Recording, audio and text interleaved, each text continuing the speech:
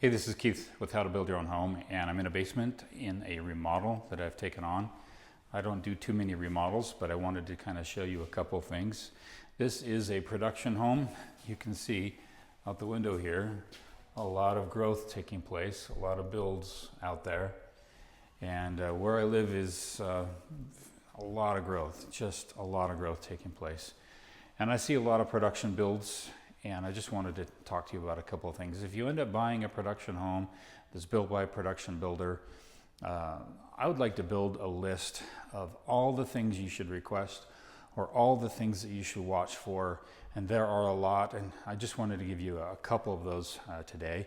We're in the basement here, and I noticed that in the basement floor, if you look down here, there were no expansion cuts in the floor.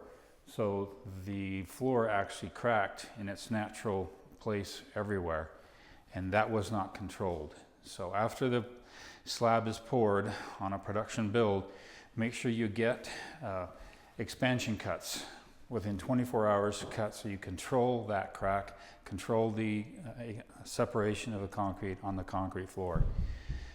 A lot of production builders really get away with a lot, because the appraiser is going to come through town, come to the house, an appraiser, and the appraiser is not going to know the quality of the materials, the quality of the build, the quality of anything. They're just going to measure the square footage of the home, add up the bathrooms, the bedrooms, and get some comparable market analysis of what's recently sold within a quarter mile or even a half mile, and call it quits, and not realize that there's a huge difference in the quality of materials. For example, upstairs in this home, we're actually going to replace all the flooring in this home, because the flooring, this is basically a new home.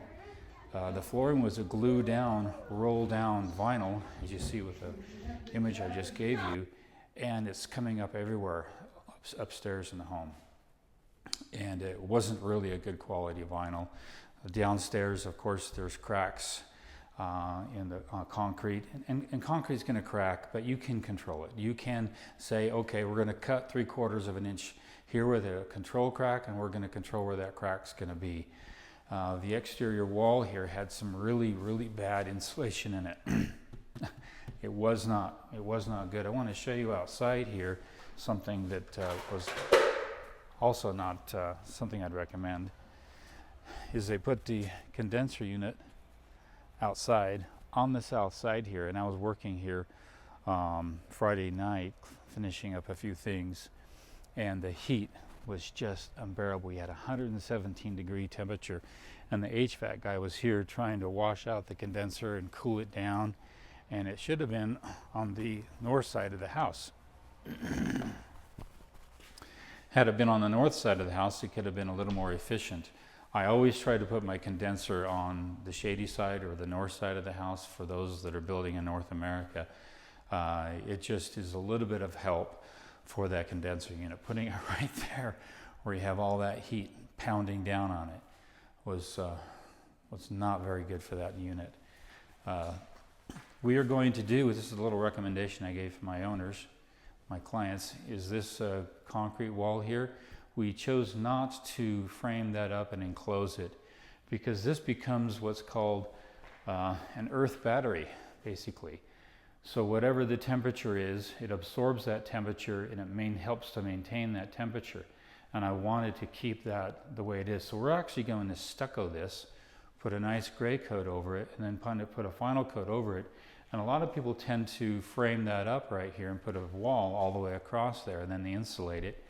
Well, we want that thermal battery. We want that thermal mass right here to help maintain the temperature down here. It's going to be very efficient, because right on the other side of that is just dirt. This is a walkout basement, so it's going to be dirt. You'll see in here, kind of dark back here. We've got a bathroom in here. We actually widened the bathroom. I had to cut through the concrete. I don't know if you can see that. We widened this bathroom by 1 foot. And we'll actually put a barn door right over my head here, and the barn door will go over that way. And we framed it so we have some extra blocking all the way across here. And that's one thing you want to note, is if you end up putting a barn door in, you want to be able to anchor that barn door all the way across here, over the header so you have some support and not just rely entirely on the stud work that's there. So we did reinforce that. And we're going to put some a ductless system in here, some wall mounts. We got one over here, and we have another one on the wall way over there sticking out. And that's going to be a little efficient. That way we can control it.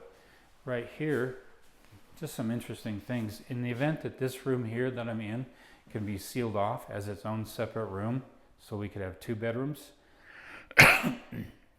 we put a doorway through here. So it's actually framed up.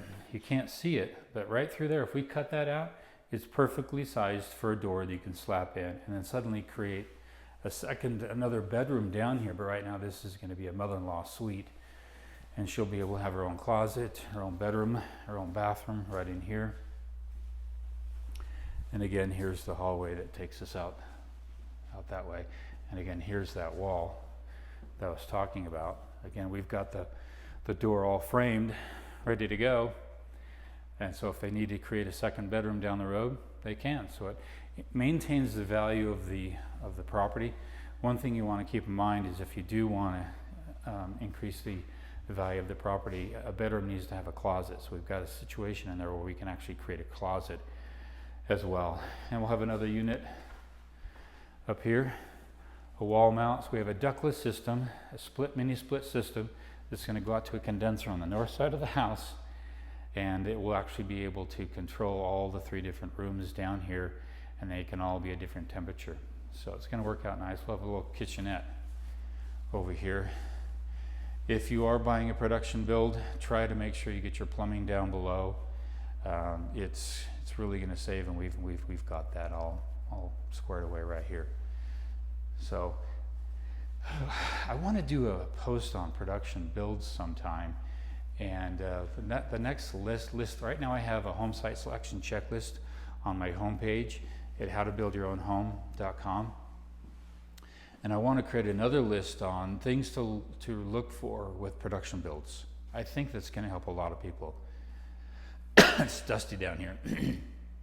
But if they had a list of things that they would request, things they would ask for, it would be an incredible thing. For example, I know that this house didn't have any sealant on the wall over here, meaning the walkout basement, the wall that's over here, this concrete wall. Right through that door is a laundry room, and it leaked through the laundry room, and I don't think there was any sealant on the outside of that wall, so there was a small slight flood when they watered the front yard, and it came through the basement. Because every basement is a cold pour, which means you've got your footing, you pour your footing, and then you build your walls on top of your footing. Well, that wall, when you pour it, is being poured on an already cured footing. That's called a cold pour. You don't have a tight bond there, and that's your leak point. That's where water's going to come underneath that footing. Well, you've got to seal all the way past the wall, all the way past the footing, with some tar or some other sealant. There's all kinds of products out there. But if you get that sealed, you can actually keep or inhibit a lot of the water that would come in. And that was not done. So there's a list of things that you can request that you can make sure are done on a production build, and you'd be so much better off if you had those things done. I'm going to work on that, and when I get it all done, I'm afraid it's going to be 2 pages, maybe 3 pages long. But something I want to work on to help people out there. Anyway, this is a basement remodel. Things to look for, things I'm dealing with a production build. It's a new home, and now we're just finishing off the basement that was never finished off. So this is Keith Kelps with How to Build Your Own Home. You guys take care.